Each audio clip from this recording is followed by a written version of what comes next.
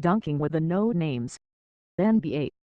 fans haven't minded yet. This is definitely not the way that announcers in New Orleans, or, for that matter, commentators on the TNT network, will introduce the four-player lineup for the N.B.A.'s Slam Dunk Contest on Saturday night.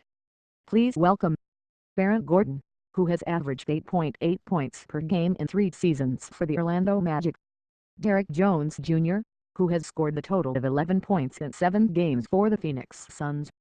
Glenn Robinson III, with his 4.3-point average over 5 seasons for 3 different teams.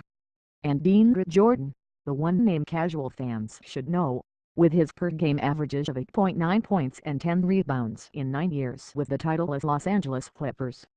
You will not hear any such statistics cited on All-Star Saturday night, even though it is absolutely true that none of the participants have managed to average 9 points a game over the course of a career. The N.B.A., which can no longer persuade its biggest names to participate in such a risky novelty event, seems to be doing just fine with its B and C list players headlining the dunk contest. Last year's event, in Toronto, for example, was an aesthetic and ratings success. Once airborne, the contest was a double overtime showdown between Zach LaVine, the eventual winner, and Gordon that brought back memories of Michael Jordan versus Dominique Wilkins in the 1980s, minus the outside reputations. LaVine passed the ball behind his back before one dunk.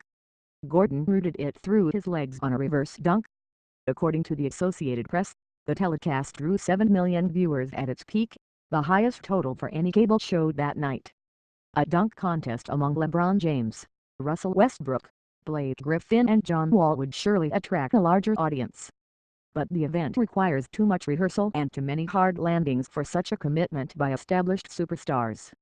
LaVine has emerged recently as something of a dunk celebrity, and he might have given the contest in New Orleans a significant boost. But even before his season ended this month with a torn anterior cruciate ligament, LaVine announced that he would not vie for a third consecutive victory. There are only so many ways you can ram a basketball through a hoop. I feel like I've accomplished everything I could in the dunk contest, LaVine, 21, told reporters last month. It would be hard for me to go back and outdo myself. I'm never saying I won't ever do it again, but I'm focused on this year. Getting the rest and just focusing more on just the game is the main thing. While the cast of Daredevils continues to change, there remains a core fan base that simply loves outrageous pretzel jams by relatively anonymous contestants. That theory will be put to its biggest test on Saturday, with the quartet of 4 these guys. If even this event manages to pull strong ratings, organizers should consider an even greater leap of faith. Do participants really need to be N.B.A. players, or basketball players at all? Couldn't tall, well-trained acrobats manage even trickier circus dunks? The league could include both players and non-players, calling the event Dunking with the Stars. When it comes to luring big names to its All-Star break antics, Major League Baseball has easily eclipsed the N.B.A. Baseball continues to showcase some of its biggest stars in its home run derby, which has attracted TV viewership similar to the dunk contests in recent years. But its audience appeal also seems more dependent on well-known names.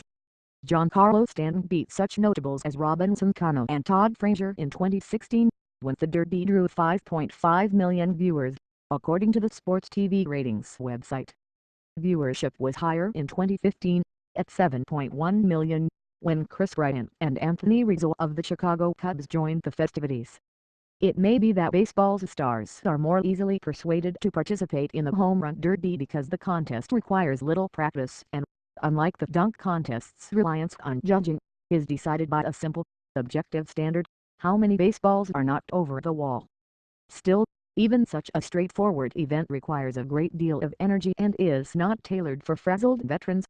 The home run derby wears you out, David Cordes told WAI.com when he decided not to participate in the 2016 event. It's good for the younger guys to do it, puts you on the map for a minute.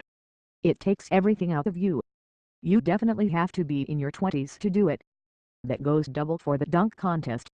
Double twist, with a reverse finish.